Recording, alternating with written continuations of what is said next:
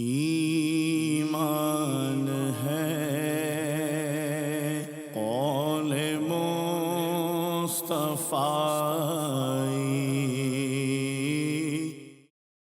الحمد للہ رب العالمین والصلاة والسلام علی سید الانبیاء والمرسلین، اما بعد فاعوذ باللہ من الشیطان الرجیم، بسم اللہ الرحمن الرحیم۔ الصلاة والسلام علیک یا رسول اللہ وعلی آلک واصحابک یا حبیب اللہ۔ الصلاة والسلام علیک یا نبی اللہ وعلی آلک واصحابک یا نور اللہ۔ الحمدللہ درس سیرت ہمارا جاری ہے، اور نبی پاک صاحب الاولاق صلی اللہ تعالیٰ علیہ وآلہ وسلم کی مبارک سیرت پر امام عبدالغنی ابن عبدالواحد المقدسی رحمۃ اللہ تعالیٰ علیہ کی کتاب مختصر سیرت النبی صلی اللہ علیہ وسلم کا درس ہم سن رہے ہیں۔ نبی پاک صلی اللہ علیہ وسلم نے جن جن باتوں کی جس طرح خبر دی وہ ویسے ہی واقع ہوئیں۔ اس حوالے سے مصنف علیہ رحمہ کچھ واقعات اور کچھ باتیں ذکر کر رہے ہیں۔ مثلا نبی پاک صلی اللہ علیہ وسلم نے اس بات کی خبر دی تھی کہ آپ خود ابی بن خلف جمحی جو ہے اس کو قتل کریں گے، اور پھر جب حضرت سیدنا سعد بن معاذ رضی اللہ تعالی عنہ مدینہ منورہ سے مکہ مکرمہ گئے تو آپ کا تعلق تھا امیہ بن خلف کے ساتھ، اس کے ساتھ ایک یارانہ اور ایک دوستی تھی، اسی کے یہاں ٹھہرتے تھے۔ ایک واقعہ پیش آیا تو درمیان میں حضرت سعد بن معاذ رضی اللہ تعالی عنہ نے امیہ بن خلف سے یہ کہا کہ میں نے خود محمد صلی اللہ علیہ وسلم کو فرماتے ہوئے سنا ہے کہ وہ تمہیں قتل کریں گے۔ یعنی اس نے اس قدر اذیتیں اور تکلیفیں نبی پاک صلی اللہ علیہ وسلم کو دی تھیں کہ کسی وجہ سے نبی پاک صلی اللہ علیہ وسلم نے یہ فرمایا تھا کہ آپ خود اس کو قتل کریں گے۔ تو ایسا ہی ہوا کہ بدر کے میدان میں یا احد کے میدان میں، اور صحیح روایت یہ کہ بدر کے اندر یہ جب بھاگا تھا تو نبی پاک صلی اللہ تعالیٰ علیہ وآلہ وسلم نے اس کو قتل کیا تھا۔ یعنی یہ وہ بدبخت ہے کہ جس کو ایسی موت آئی، اللہ عز و جل کے نبی علیہ السلام نے ناراض ہو کر اس کو قتل کیا۔ تو آپ نے جس بات کی خبر دی تھی وہ پوری ہوئی کہ آپ وہ پہلے مرا نہیں اور کسی اور کے ہاتھ مرا نہیں، نبی پاک صلی اللہ تعالیٰ علیہ وآلہ وسلم نے خود اسے قتل کیا۔ فرماتے ہیں وَأَخْبَرَ أَنَّهُ يَقْتُلُ أُبَيَّ بْنَ خَلَفٍ الْجُمَحِيَّ يَوْمَ بَدْرٍ أَوْ أُحُدٍ فَخَدَشَهُ خَدْشًا يَسِيرًا فَمَاتَ۔ وقال سعد بن معاذ لأخيه أمية بن خلف سمعت محمدا يزعم أنه قاتلك فقتل يوم بدر كافرا۔ اسی طرح نبی پاک صلی اللہ علیہ وسلم نے جنگ بدر سے قبل اس بات کی خبر دی تھی کہ کل کون سا کافر کس جگہ پر مرے گا۔ پورا آپ نے صحابہ کرام علیہم رضوان کو بتا دیا تھا کہ یہ جگہ ہے، اس جگہ پر کل فلاں کافر ہوگا، کل فلاں کافر ہوگا، کل فلاں کافر ہوگا۔ راوی کہتے ہیں کہ فلم یعد واحد منہم مصرعہ الذی سماہ، یعنی نبی پاک صلی اللہ علیہ وسلم نے جس کی جو جگہ مقرر کی تھی 1 انچ بھی وہ شخص اس سے آگے نہیں بڑھا۔ یہ فرمایا تھا کہ کل فلاں نے اس جگہ پر مرنا ہے، اس کی لاش یہاں ہوگی، تو ویسے ہی ہوا، جس چیز کی خبر دی تھی ویسے ہی واقع ہوئی۔ فرماتے ہیں وَأَخْبَرَ يَوْمَ بَدْرٍ بِمَصَارِعِ الْمُشْرِكِينَ فَقَالَ هَذَا مَصْرَعُ فُلَانٍ غَدًا وَهَذَا مَصْرَعُ فُلَانٍ غَدًا فَلَمْ يَعْدُ وَاحِدٌ مِّنْهُمْ مَصْرَعَهُ الَّذِي سَمَّاهُ۔ اسی طرح نبی پاک صلی اللہ علیہ وسلم نے حضرت سیدتنا ام حرام بنت ملحان رضی اللہ تعالی عنہا کے گھر آرام فرمایا تھا، تو آپ بیدار ہوئے، مسکرائے، تو انہوں نے پوچھا کہ کیا ہوا؟ تو آپ علیہ السلام نے بتایا کہ مجھے خواب کے اندر دکھایا گیا کہ میری امت کے کچھ افراد یہ سمندروں کے اندر جہاد کریں گے، بڑے بڑے جہازوں کے اندر وہ بادشاہوں کی طرح بیٹھے ہوئے ہیں، تو ان کے لیے بشارت دی نبی پاک صلی اللہ تعالیٰ علیہ وسلم نے مغفرت کی۔ تو حضرت سیدتنا ام حرام بنت ملحان رضی اللہ تعالیٰ عنہا نے عرض کی کہ دعا فرمائے کہ اللہ پاک مجھے بھی ان میں سے بنا دے۔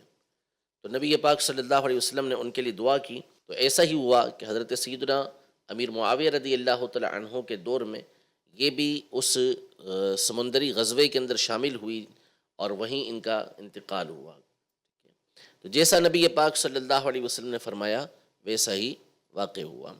وَأَخْبَرَ أَنَّ طَوَائِفَ مِنْ أُمَّتِهِ يَغْزُونَ الْبَحْرَ وَأَنَّ أُمَّ حَرَامٍ بِنْتَ مِلْحَانَ مِنْهُمْ فَكَانَ كَمَا قَالَ، ویسا ہی ہوا جیسا کہ نبی پاک صلی اللہ علیہ وسلم نے فرمایا تھا۔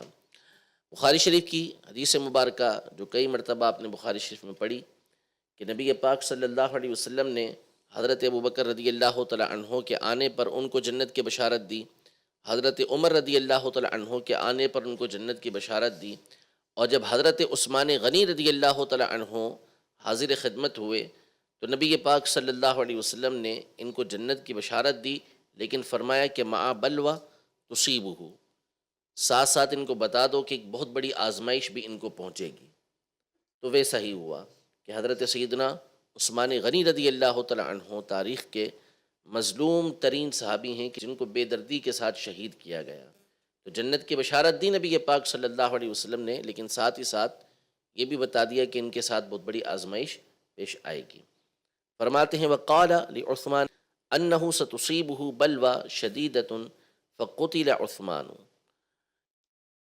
اسی طرح نبی پاک صلی اللہ علیہ وسلم نے اپنے شہزادے سیدنا امام حسن مشتبہ رضی اللہ تعالی عنہ ان کے بارے میں فرمایا تھا کہ ان ابنی ھذا سید، میرا یہ بیٹا سید ہے، سردار ہے، وَلَعَلَّ اللَّهَ أَن يُصْلِحَ بِهِ بَيْنَ فِئَتَيْنِ مِنَ الْمُسْلِمَيْنِ عَظِیمَتَيْنِ، مجھے امید ہے کہ اللہ پاک ان کے ذریعے مسلمانوں کی دو بڑی جماعتوں کے درمیان صلح کروائے گا۔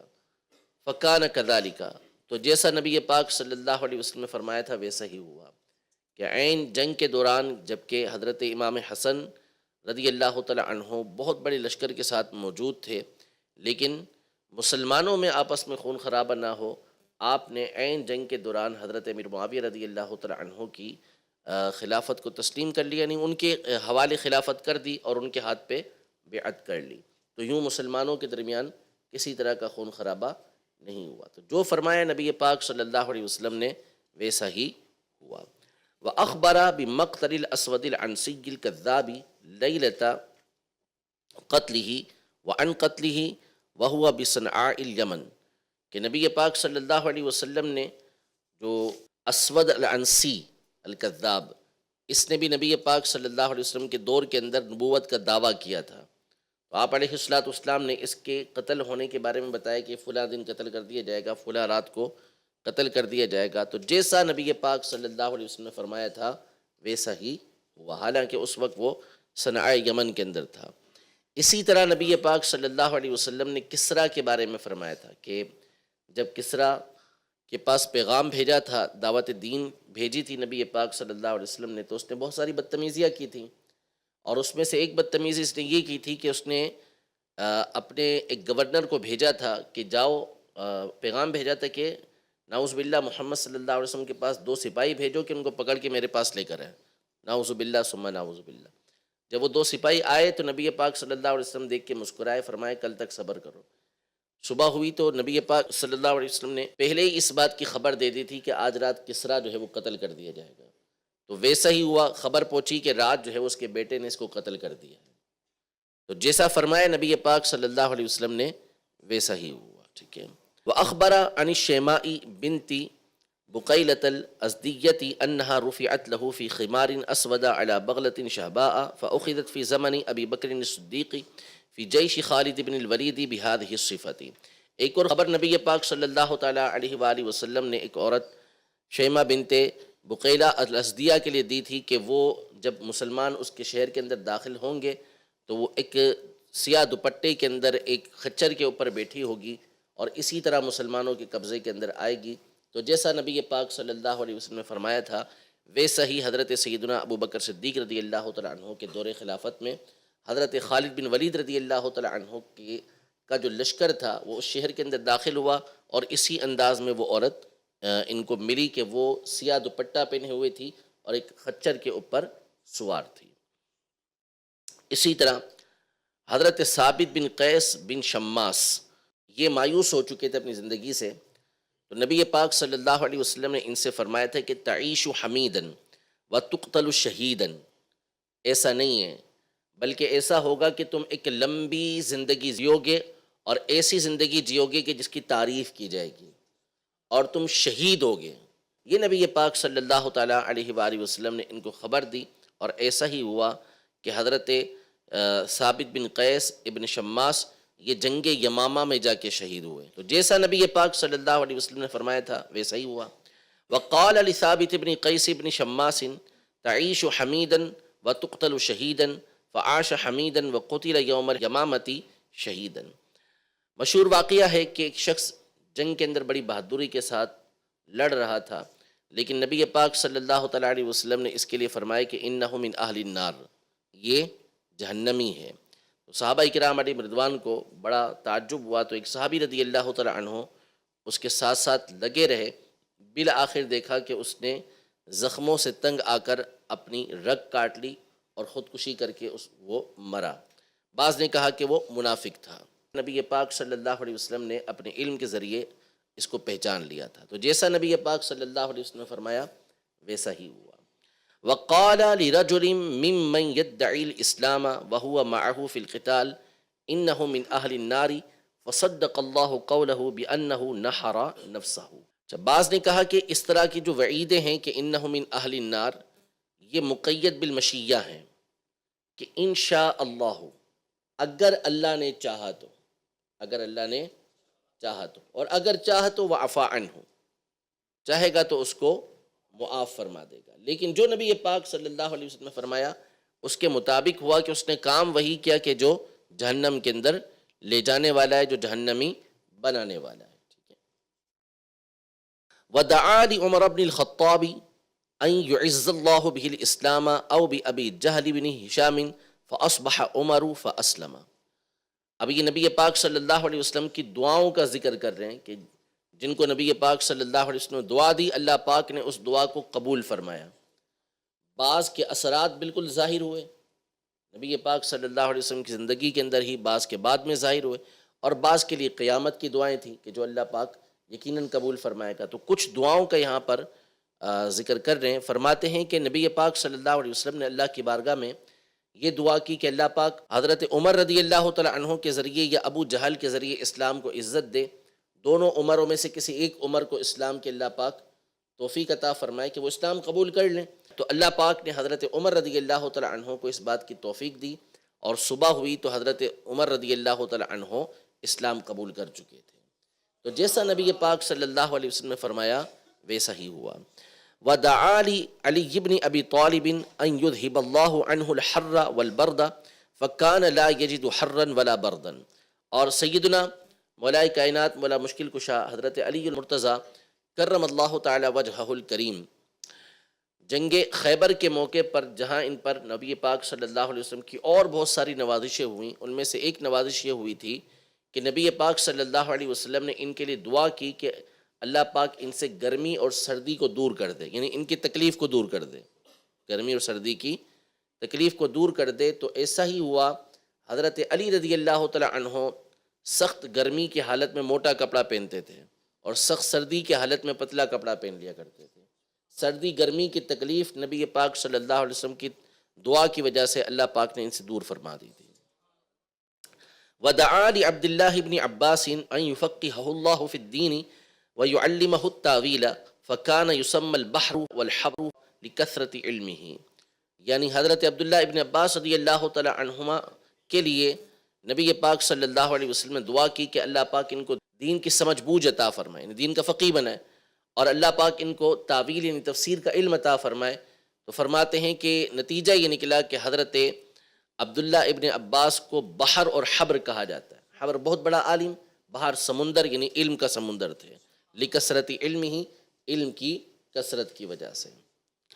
وَدَعَا لِأَنَسِ بْنِ مَالِكٍ بِطُولِ الْعُمْرِ وَكَثْرَةِ الْمَالِ وَالْوَلَدِ وَأَن يُبَارِكَ لَهُ فِيهِ فَوُلِدَ لَهُ 120 ذَكَرًا لِصُلْبِهِ وَكَانَ نَخْلُهُ يَحْمِلُ فِي السَّنَةِ مرتين وَعَاشَ 120 سنة أو نحوها۔ یعنی حضرت انس رضی اللہ تعالیٰ عنہ کو نبی پاک صلی اللہ علیہ وسلم نے 3 دعائیں دی تھیں۔ نمبر 1، اللہ پاک ان کو لمبی عمر عطا فرمائے، تو ان کی جو عمر ہوئی وہ 120 سال یا اس کے قریب ہوئی، اور بصرہ میں انتقال کرنے والے سب سے آخری صحابہ میں آپ ہیں، سب سے آخر کے اندر آپ کا وصال ہوا۔ اتنی لمبی عمر اللہ پاک نے عطا فرمائی۔ ان کو دعا دی کہ اللہ پاک ان کو کثرت کے ساتھ مال عطا فرمائے، تو ایسا مال عطا فرمایا کہ ان کے باغ میں سے دوسروں کے یہاں 1 مرتبہ سال کے اندر پھل آتا تھا، ان کے یہاں 2 مرتبہ پھل آیا کرتے تھے۔ دعا نبی پاک صلی اللہ علیہ وسلم نے دی تھی تو وہ قبول ہوئی۔ اولاد کی دعا دی، کثرت اولاد کی، تو خود فرماتے ہیں کہ بصرہ میں حجاج کے آنے سے قبل جو ہے میں نے 100 سے زائد اپنی اولاد کو دفنایا ہے۔ یعنی انہوں نے لکھا کہ 120 کے قریب تو آپ کے لڑکے ہوئے، جس کی بعض نے یہ تعویل کی کہ آپ کی اولاد اور اولاد کی اولاد اتنی کثرت کے ساتھ ہوئی۔ تو نبی پاک صلی اللہ علیہ وسلم نے دعا دی تو اتنی کثرت کے ساتھ آپ کے یہاں پر اولاد ہوئی۔ وَكَانَ عُتَيْبَةُ بْنُ أَبِي لَهَبٍ قد شق قميصه وآذاه فدعا عليه أن يسلط الله عليه كلبا من كلابه فقتله الأسد بالزرقاء من أرض الشام۔ عتیبہ بن ابی لہب، اس نے نبی پاک صلی اللہ علیہ وسلم کی ایک تو شہزادی کو طلاق دی تھی نعوذ باللہ، پھر اسی پر اکتفا نہیں کیا تھا بلکہ اس کے بعد نبی پاک صلی اللہ علیہ وسلم کی نعوذ باللہ قمیص مبارک کو اس نے چیر دیا تھا، پھاڑ دیا تھا، اور نبی پاک صلی اللہ علیہ وسلم کو سخت اذیتیں اس نے دی۔ تو آپ علیہ السلام نے اس دین کے دشمن کو، کہ اس سے دین کا نقصان بہت زیادہ تھا، اس کی خلاف آپ نے دعا کی کہ اللہ پاک اپنے کتوں میں سے ایک کتا اس کے اوپر مسلط کر دے۔ تو اب یہ ارض شام کے اندر، ملک شام کے اندر گیا، ایک جگہ پر باقاعدہ انہوں نے پڑاؤ ڈالا اس کے قافلے والوں نے، تو اس کو ہمیشہ ڈر رہتا تھا کہ نبی پاک صلی اللہ علیہ وسلم نے اس کے خلاف دعا کی ہے تو اس کو موت تو بہت بری طریقے سے آنی ہے۔ تو وہ جگہ تھی، سنسان تھی، اور وہاں پر جانوروں کا خطرہ بہت تھا، تو سب نے اپنے سامان رکھے اور اس کو سامان کے اوپر لٹا دیا تاکہ کوئی جانور اس کو تکلیف نہ پہنچائے۔ لیکن جب رات ہوئی تو ایک شیر نے جمپ ماری اور ڈائریکٹ اس سامان کے اوپر گیا اور اس کو چیر پھاڑ ڈالا۔ تو جیسا نبی پاک صلی اللہ علیہ وسلم نے فرمایا تھا اسی کے مطابق اللہ نے اپنے لشکر میں سے ایک شیر کو اس کے اوپر مسلط کیا اور اس کو قتل کر دیا۔ وَشُكِيَ إِلَيْهِ قُحُوتُ الْمَطَرِ وَهُوَ عَلَى الْمِنْبَرِ فَدَعَا اللَّهَ وَمَا فِي السَّمَاءِ قَزَعَةٌ فَثَارَ سَحَابٌ أَمْثَالُ الْجِبَالِ فَمُطِرُوا إِلَى الْجُمُعَةِ الْأُخْرَى حَتَّى شُكِيَ إِلَيْهِ كَثْرَةُ الْمَطَرِ فَدَعَا اللَّهَ فَأَقْلَعَتْ وَخَرَجُوا يَمْشُونَ فِي الشَّمْسِ۔ مشہور واقعہ بخاری شریف کا کہ نبی پاک صلی اللہ تعالیٰ علیہ وسلم اپنے منبر پر بیٹھ کر خطبہ ارشاد فرما رہے تھے۔ ایک اعرابی نے حاضر خدمت ہو کے عرض کی کہ قحط پڑا ہوا ہے، بچے مر رہے ہیں، جانور ہلاک ہو رہے ہیں اور مویشی ہلاک ہو رہے ہیں، کھیتیاں ختم ہو رہی ہیں۔ تو نبی پاک صلی اللہ علیہ وسلم نے اپنے مبارک ہاتھوں کو اٹھایا۔ راوی کہتے ہیں کہ آسمان میں بادل کا ایک ٹکڑا بھی نہیں تھا۔ نبی پاک صلی اللہ علیہ وسلم کے ہاتھ اٹھانے کی دیر تھی کہ پہاڑوں کی طرح بادل جو ہے وہ امڑ کے آئے، اور ابھی آپ علیہ السلام ممبر سے نیچے بھی نہیں آئے تھے کہ بارش برس رہی تھی اور آپ کی مبارک داڑھی سے پانی کے قطرے گر رہے تھے۔ پورے ہفتے بارش ہوتی رہی، اگلے ہفتے وہی حاضر خدمت ہوئے، عرض کی کہ بارش بہت زیادہ ہوئی، اب بارش کی وجہ سے تکلیف پہنچ رہی ہے تو آپ دعا کریں۔ نبی پاک صلی اللہ علیہ وسلم دعا کی تو نتیجہ یہ نکلا کہ لوگ دھوپ میں چلتے ہوئے اپنے گھر کی طرف گئے۔ ٹھیک ہے۔ وَأَطْعَمَ أَهْلَ الْخَنْدَقِ وَهُمْ أَلْفٌ مِّن صَاعِ شَعِيرٍ أَوْ دُونَهُ وَبَهْمَةٍ فَشَبِعُوا وَانْصَرَفُوا وَالطَّعَامُ أَكْثَرُ مِمَّا كَانَ۔ نبی پاک صلی اللہ علیہ وسلم جب خندق کے میدان میں تھے اور آپ کے ساتھ 1000 کے قریب افراد تھے، تو آپ علیہ السلام نے حضرت جابر رضی اللہ تعالیٰ عنہ کی دعوت کو قبول کیا، جس میں تھوڑا سا گوشت تھا اور 1 سا کے برابر جو ہے وہ کچھ جو وغیرہ تھے یا اس سے کچھ کم تھے، لیکن 1000 کو نبی پاک صلی اللہ تعالیٰ علیہ وسلم نے اسی میں سے کھلا دیا۔ اور جب وہ واپس ہوئے حضرت جابر رضی اللہ تعالیٰ عنہ کے یہاں سے، تو کھانا پہلے جتنا تھا اس سے زیادہ ان کے پاس بچا ہوا تھا۔ ٹھیک ہے، یہ اختصار کے ساتھ میں آپ کے سامنے عرض کر رہا ہوں۔ مزید فرماتے ہیں وَأَطْعَمَ أَهْلَ الْخَنْدَقِ أَيْضًا من تمر یسیر اتت به ابنۃ بشیر بن سعد الی ابیہا و خالہا عبداللہ بن رواحۃ.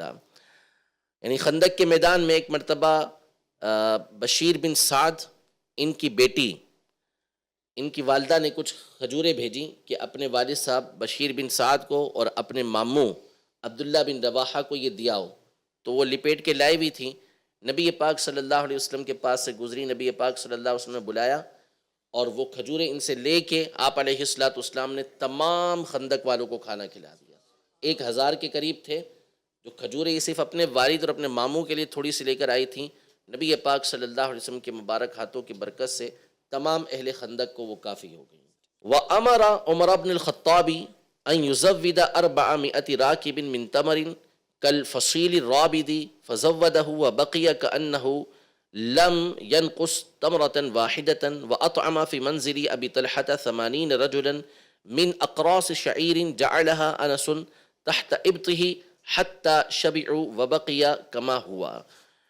یہ اسی طرح کے واقعات ہیں کہ نبی پاک صلی اللہ تعالیٰ علیہ وآلہ وسلم نے تھوڑے تھوڑے کھانے سے بہت ساروں کو سیر کر دیا. تھوڑی سی چیزیں تھیں، اس سے آپ علیہ السلام نے بہت ساروں کو کھانا کھلا دیا. آگے مزید فرماتے ہیں وَأَطْعَمَ الْجَيْشَ مِن مِزْوَدِ أَبِي هُرَيْرَةَ حَتَّى شَبِعُوا كُلُّهُمْ ثُمَّ رَدَّ مَا بَقِيَ فِيهِ وَدَعَا لَهُ فَأَكَلَ مِنْهُ حَيَاةَ النَّبِيِّ صلی اللہ علیہ وسلم وَأَبِي بَكْرٍ وعمر وعثمان فلما قتل عثمان ذهب وحمل منه فيما روي عنه 50 وسقا في سبيل الله عز وجل. یعنی حضرت ابو ہریرہ رضی اللہ تعالیٰ عنہ کے پاس ایک تھیلا تھا جس کے اندر کچھ کھجوریں تھیں. تو نبی پاک صلی اللہ تعالیٰ علیہ وآلہ وسلم نے اس سے کھلانا شروع کیا لوگوں کو. تو جتنے افراد تھے سب کو نبی پاک صلی اللہ علیہ وسلم نے کھلا دیا. پھر اس کے بعد حضرت ابو ہریرہ رضی اللہ تعالیٰ عنہ کو وہ تھیلا دیا اور ان کے لیے دعا کی کہ اللہ پاک اس میں برکت عطا فرمائے. حضرت ابو ہریرہ رضی اللہ تعالیٰ عنہ اس تھیلے میں سے نبی پاک صلی اللہ علیہ وسلم کی ساری زندگی کے اندر کھاتے رہے. حضرت ابو بکر رضی اللہ تعالیٰ عنہ کو دور آیا، سارا دور اس میں گزر گیا، اسی تھیلے سے آپ نکال کے استعمال کرتے رہے، کوئی کمی نہیں آئی. حضرت عمر رضی اللہ تعالیٰ عنہ کا دور آیا، کھاتے رہے، اس میں کوئی کمی نہیں آئی. حضرت عثمان غنی رضی اللہ تعالیٰ عنہ کا دور آیا، کھاتے رہے، اس میں کسی طرح کی کوئی کمی نہیں آئی. جب حضرت عثمان غنی رضی اللہ تعالیٰ عنہ شہید ہو گئے تو اس وقت ان سے یہ تھیلا گم ہو گیا، ختم، اس میں سے کچھ بھی نہیں ہوا، گم ہو گیا. اس لیے چلا گیا. مروی ہے کہ آپ نے اس میں سے 50 وسق اللہ تبارک و تعالیٰ کی راہ کے اندر خیرات کیے تھے. ایک وسق جو ہوتا ہے یہ 60 سا کا ہوتا ہے، یعنی منو من بن جائیں گے کہ جو آپ نے اللہ پاک کی راہ کے اندر خیرات کیے. صرف اتنے سے تھیلے سے کہ نبی پاک صلی اللہ علیہ وسلم نے اس میں برکت کی، آپ کو دعا دی تھی. وَأَطْعَمَ فِي بِنَائِهِ بِزَيْنَبَ مِنْ قَصْعَةٍ أَهْدَتْهَا لَهُ أُمُّ سُلَيْمٍ خَلْقًا ثُمَّ رُفِعَتْ وَلَا يُدْرَى الطَّعَامُ فِيهَا أَكْثَرُ حِينَ وُضِعَتْ أَوْ حِينَ رُفِعَتْ. یعنی یہ بھی وہی واقعہ ہے کہ حضرت زینب بنت جحش رضی اللہ تعالیٰ عنہا سے جب نبی پاک صلی اللہ تعالیٰ علیہ وآلہ وسلم نے نکاح فرمایا تو حضرت ام سلیم رضی اللہ تعالیٰ عنہا نے صرف ایک پیالہ کھانا بھیجا تھا کہ نبی پاک صلی اللہ علیہ وسلم کے نکاح کا موقع ہے تو یہ تحفتاً ایک پیالہ بھیجا. شفا شریف کے اندر ہے کہ پورا گھر بھر گیا. حضرت انس کو بھیجا کہ بلا کر لاؤ، تو وہ لاتے جاتے، پورا گھر بھرتا جاتا، لوگ کھاتے نکلتے جاتے، پھر گھر بھرتا، پھر کھاتے، پھر نکلتے جاتے. اس طرح جتنے افراد تھے نبی پاک صلی اللہ علیہ وسلم نے سب کو صرف اس پیالے سے کھانا کھلا دیا. حنین کا جو غزوہ تھا جس میں مسلمانوں کو ابتداءً شکست ہو رہی تھی، لیکن پھر اس کے بعد نبی پاک صلی اللہ علیہ وسلم کی دعاؤں کی برکت سے اللہ پاک نے حنین کے میدان میں مسلمانوں کو جیت عطا فرمائی تھی. اور اس میں نبی پاک صلی اللہ علیہ وسلم کا ایک معجزہ یہ آیا تھا کہ آپ علیہ السلام نے ایک مٹھی اٹھائی تھی اور اٹھا کے ان کفار کی طرف پھینکی تھی. تو وہ ہزاروں کی تعداد میں تھے، لیکن ان میں سے بعض یہ بیان کرتے ہیں کہ کوئی بھی ایسا باقی نہیں رہا تھا کہ جس کی آنکھوں کے اندر وہ مٹی نہ چلی گئی ہو. چھوٹی سی ایک مٹھی بھر کے نبی پاک صلی اللہ علیہ وسلم نے پھینکی. اسی کے بارے میں قرآن مجید فرقان حمید میں فرمایا کہ جو آپ نے پھینکا، جب آپ نے پھینکا تو وہ آپ نے نہیں پھینکا، ولیکن اللہ رما، اللہ پاک نے اسے پھینکا. یعنی ان کے آنکھوں میں جو مٹی گئی وہ اللہ پاک نے ڈالی تھی. وخرج على 100 من قريش وهم ينتظرونه فوضع التراب على رؤوسهم ومضى ولم يروه۔ اسی طرح نبی پاک صلی اللہ علیہ وسلم جب ہجرت کی رات باہر نکلے اپنے گھر سے، تو آپ کو معلوم ہے، مشہور واقعہ ہے کہ قریش کا ہر فرد، ان کے خاندانوں میں سے ایک ایک فرد وہاں پر تلوار لیے کھڑا تھا۔ آپ علیہ الصلوۃ والسلام نے مٹی اٹھا کر ان کے سروں پر ڈالی اور ان کے سامنے سے گزر گئے، اور وہ آپ علیہ الصلوۃ والسلام کو دیکھ بھی نہ سکے۔ یہ بھی آپ کا معجزہ تھا۔ وَتَبِعَهُ سُرَاقَةُ بْنُ مَالِكِ بْنِ جُعْشُمٍ يُرِيدُ قَتْلَهُ أَوْ أَسْرَهُ فَلَمَّا قَرُبَ مِنْهُ دَعَا عَلَيْهِ فَسَاخَتْ يَدَا فَرَسِهِ فِي الْأَرْضِ فَنَادَاهُ بِالْأَمَانِ وَسَأَلَهُ أَنْ يَدْعُوَ لَهُ فَدَعَا لَهُ فَنَجَّاهُ اللَّهُ۔ یعنی سراقہ بن مالک بن جعشم، یہ ہجرت کا جو دن تھا، مشرکین مکہ نے انعام مقرر کیا ہوا تھا کہ جو بھی محمد صلی اللہ علیہ وسلم کی خبر دے گا ہم اس کو 100 اونٹ بھرے ہوئے دیں گے۔ تو یہ نبی پاک صلی اللہ علیہ وسلم کی تلاش کے اندر نکلے تھے، نبی پاک صلی اللہ علیہ وسلم کے قریب پہنچ چکے تھے، تو آپ علیہ الصلوۃ والسلام نے ہاتھ اٹھائے تو نتیجہ یہ نکلا کہ ان کے گھوڑے کے جو پاؤں تھے وہ زمین کے اندر دھنس گئے تھے۔ انہوں نے عرض کی تو نبی پاک صلی اللہ علیہ وسلم کی دعا سے پھر باہر آ گئے، ان کے پاؤں، گھوڑے کے پاؤں باہر آ گئے۔ پھر تھوڑا آگے نبی پاک صلی اللہ علیہ وسلم کی طرف برے ارادے سے چلے تو آپ علیہ الصلوۃ والسلام نے ہاتھ اٹھائے اور ان کے گھوڑے کے پاؤں دوبارہ دب گئے۔ اس طرح 3 دفعہ ہوا۔ پھر انہوں نے نبی پاک صلی اللہ علیہ وسلم کی بارگاہ میں عرض کی تو آپ علیہ الصلوۃ والسلام پر یہ ایمان بھی لے کر آئے، اور آپ علیہ الصلوۃ والسلام نے ان کو امان بھی لکھ کر دی تھی، اور پھر ان کے بارے میں فرمایا کہ میں تمہارے ہاتھوں کے اندر کسریٰ کے کنگن دیکھ رہا ہوں، کسریٰ کے کنگن دیکھ رہا ہوں۔ تو یہ واحد تھے مرد کہ جن کو سونے کے کنگن پہننے کی اجازت ملی تھی، اور ایسا ہی ہوا کہ حضرت عمر فاروق رضی اللہ تعالیٰ عنہ کے دور میں جب ایران فتح ہوا، کسریٰ کے خزانے سے جب خزانہ لایا گیا تو کنگن بھی لائے گئے۔ حضرت عمر رضی اللہ تعالیٰ عنہ نے انہی کو بلایا اور ان کو وہ کنگن پہنائے، اور نبی پاک صلی اللہ علیہ وسلم نے جیسا فرمایا تھا ویسا ہی واقع ہوا۔ ٹھیک ہے، مصنف علیہ رحمہ یہ بہت سارے واقعات ذکر کرنے کے بعد ارشاد فرماتے ہیں وَلَهُ مُعْجِزَاتٌ بَاهِرَةٌ وَدَلَالَاتٌ ظَاهِرَةٌ وَأَخْلَاقٌ طَاهِرَةٌ اقْتَصَرْنَا مِنْهَا عَلَى هَذَا تَخْفِيفًا۔ یعنی نبی پاک صلی اللہ علیہ وآلہ وسلم کے اس کے علاوہ بہت سارے ایسے معجزات ہیں جو روشن ہیں، آپ کی بہت ساری نشانیاں ایسی ہیں کہ جو بالکل ظاہر ہیں، اور اخلاق مبارکہ بڑے پاکیزہ ہیں۔ ہم نے یہاں پر تخفیف کے طور پر اتنے پر ہی اختصار کیا ہے۔ یہ ڈیٹیل ہم تفصیل کے ساتھ بیان کر چکے ہیں شروع میں کہ مصنف علیہ رحمہ نے یہ کتاب اس وقت لکھی تھی کہ جب ایک عیسائی پادری اس بات کا طالب ہوا تھا کہ نبی پاک صلی اللہ علیہ وسلم کی سیرت کے حوالے سے کچھ جانیں، تو آپ رحمۃ اللہ تعالیٰ علیہ نے فوری طور پر امام عبد الغنی ابن واحد المقدسی رحمۃ اللہ تعالیٰ علیہ، انہوں نے اسی وقت اختصار کے ساتھ نبی پاک صلی اللہ علیہ وسلم کی زندگی کے کچھ معاملات کو ذکر کیا تھا۔ تو یہ یہاں تک انہوں نے فرمایا کہ بہت ساری باتیں اور بھی ہیں، اور ظاہر ہے کہ وہ اتنی ہیں کہ جو کبھی ختم نہیں ہو سکتی، بلا شبہ اتنی زیادہ نبی پاک صلی اللہ علیہ وسلم کی سیرت طیبہ کی باتیں ہیں، اور آپ کے ایسے کمالات ہیں کہ امام شامی صالحی رحمۃ اللہ تعالیٰ علیہ سبل الہدیٰ والرشاد، جو اب تک سیرت پر لکھی جانے والی سب سے عظیم کتاب کہلاتی ہے، بڑی کتاب کہلاتی ہے، 15 جلدوں پر مشتمل یہ کتاب ہے۔ آپ فرماتے ہیں کہ میں نے 300 کتابوں سے اس کتاب کو لکھا ہے، اور جن میں سے ایک ایک کتاب، بعض کتابیں جو ہیں وہ تھیں کہ جو 80 جلدوں پر مشتمل تھیں، جو 20 25 30 جلدوں کے اوپر مشتمل کتابیں تھیں۔ اس سے آپ فرماتے ہیں کہ ایسی 300 کتابوں سے میں نے اسے لکھا ہے، لیکن لکھنے کے بعد فرماتے ہیں کہ یہ میں نے نبی پاک صلی اللہ تعالیٰ علیہ وسلم کے کمالات کے سمندروں میں سے چند قطرے آپ کے سامنے رکھے ہیں، باقی اس کو کوئی پورے طور پہ بیان نہیں کر سکتا۔